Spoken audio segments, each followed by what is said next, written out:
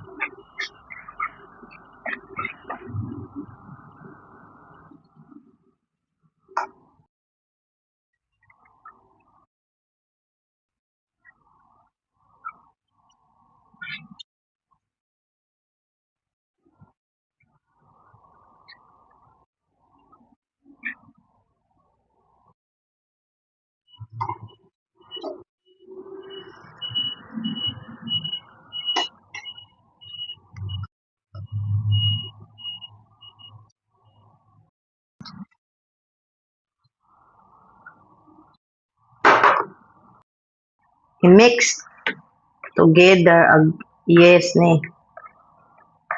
Kailangan di siya buo-buo.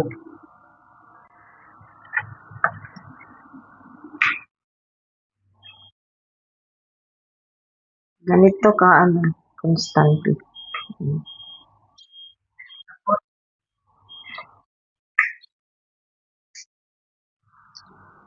Rest ng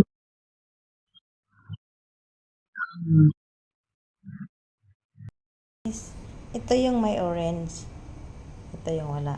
Yung orange guys, ilalagay mo lang. Yung sa akin nilagay ko 1 spoon lang. Optional lang yun. Pwede ring vanilla. Basta kung anong gusto nyo. Optional lang yun. Hindi ko na video paglagay kasi mahirap. Yan, i-steam na natin. Tapos guys, kailangan pinakulo na yung tubig. Bakit maliit yung isa?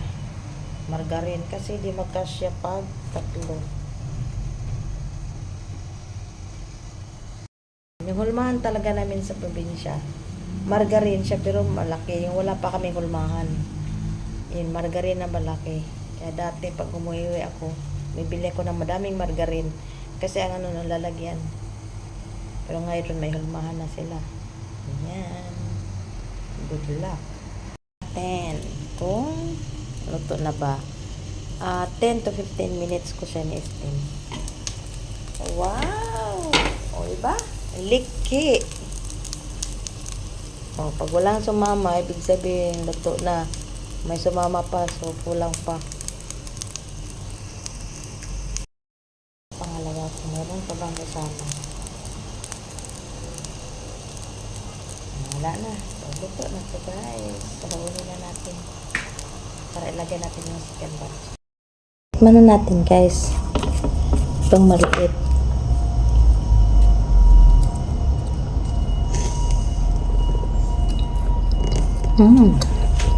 Sarap.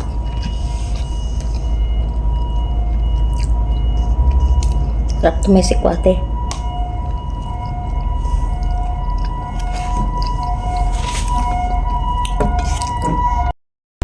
Yung ano nito, 2 cups ng rice, white rice. Yung sugar, tapos yung sugar 1 cup lang siya. Kasi ayaw ko masyado matamis. Tapos yung 1 spoon ng yes. Tapos yung coconut milk. Hindi ko inubos yung isang lata. Meron pa siyang natira. Ay, kunti. Ayan. Hindi ko inubos. Ayan. Kasi ano na siya, malabnaw na.